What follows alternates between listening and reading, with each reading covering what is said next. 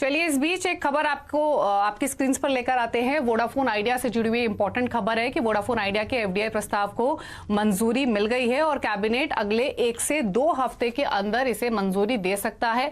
और दूरसंचार विभाग ने कैबिनेट नोट सर्कुलेट किया था और सभी जो संबंधित मंत्रालय थे उनसे राय भी मांगी थी इस मुद्दे पर। तो ये काफी इंपॉर्टेंट खबर है वोडाफोन आइडिया के हिसाब से, क्योंकि कंपनी का 15,000 करोड़ के एफडीआई लाने का प्रस्ताव उन्होंने रखा है और हिस्सेदारी बेचने के लिए कई पीई फंड से भी बातचीत चल रही है। तो ये काफी इंपॉर्टेंट खबर है वोडाफोन आइडिया के पर्सपेक्टिव से। स्टॉक में देखिए काफी एक्शन बनते हुए दिखा भी है और स्टॉक अब दिन के ऊपरी स्तरों पर ट्रेड कर रहा है। 6 रुपए 45 पैसे के मौजूदा लेवल्स देखने को मिल रहे हैं। ऑलरेडी काफी दिक्कतों में असीम ये वोडाफोन आइडिया का स्टॉक हमने देखा भी है। असीम मनचंदा इनफैक्ट हमारे साथ जुड़ेंगे, उनसे और डिटेल्स लेंगे इस खबर से जुड़ी हुई, क्योंकि ये काफी लंबे समय से ये प्रस्ताव वोडाफोन आइडिया की ओर से फ्लोट हो रहा था, अटका हुआ था और अब खबर ये आ रही है कि कैबिनेट 1 से 2 हफ्ते के अंदर ये मंजूरी दे सकता है। 15,000 करोड़ का एफडीआई का जो प्रस्ताव है वो कंपनी ने लाने की कोशिश कर रही है। कई पीई फंड्स हैं जिनके साथ बातचीत चल रही है। काफी समय से ये खबरें इनफैक्ट फ्लोट हो भी रही हैं, तो देखना होगा कि किन पीई फंड्स के साथ ये फाइनली बातचीत आगे बढ़ती है। लेकिन इंपॉर्टेंट ये है कि एफडीआई प्रस्ताव जो है 15,000 करोड़ का, उसको कैबिनेट की ओर से जल्द ही अप्रूवल मिल सकता है। बाय द टाइम असीम हमारे साथ मौजूद रहेंगे। स्टॉक पर एक व्यू ले लेते हैं क्योंकि स्टॉक में एक्शन बनते हुए दिखा है। असीम हमारे साथ मौजूद हैं। असीम, वोडाफोन आइडिया, अब क्या खबरें आ रही हैं एफडीआई प्रस्ताव से जुड़ी हुई? जी सही कहा आपने, कंपनी ने 15,000 करोड़ रुपए एफडीआई जुटाने की हरी झंडी जो है वो मांगी हुई है।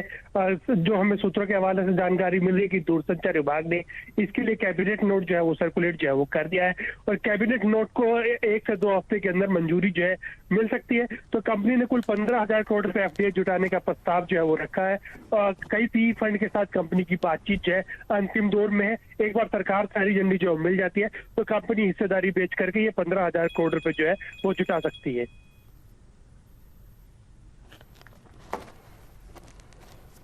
तो क्या ये मान के चला जाए, क्योंकि काफी समय से कंपनी की कोशिश थी ये प्रस्ताव लेकर आने की और खबरें ये भी थी जैसे कि आपने भी मेंशन किया कि कई पीई फंड से बातचीत हो रही है, तो अब क्या ये मानना चाहिए कि फाइनली ये पूरा एफडीआई जो प्रोसेस है वो आगे बढ़ता हुआ दिखेगा 1 से 2 वीक के बाद कैबिनेट अप्रूवल के साथ? आज ये सही कहा आपने, कंपनी को अभी तक सरकार से एफडीआई लाने का अप्रूवल जो है वो नहीं मिला था, तो कंपनी वेट कर रही थी कि एक बार सरकार से उसको अप्रूवल जो है मिल जाता है तो उसको लेकर के आगे जो है वो बढ़ सकती है। तो कैबिनेट अगले 1 से 2 हफ्ते के अंदर कंपनी के प्रस्ताव को हरी झंडी देगा तो कंपनी फिर जो पीई इन्वेस्टर्स हैं उनके साथ बातचीत कंपनी की ऑलरेडी चल रही है। कंपनी के कई सारे इन्वेस्टर्स जो है इसमें इंटरेस्टेड भी हैं पैसा लगाने के लिए, तो वो बातचीत जो है उसी हिसाब से आगे जो है बढ़ेगी जब उनको सरकार से अप्रूवल मिलेगा, क्योंकि फंड जो है वो लेकर के आना है। 15,000 करोड़ रुपए का फंड है। अगर आपको 5,000 करोड़ रुपए से ज्यादा का एफडीआई लाना होता है तो आपको कैबिनेट के अप्रूवल की जरूरत जो है होती है।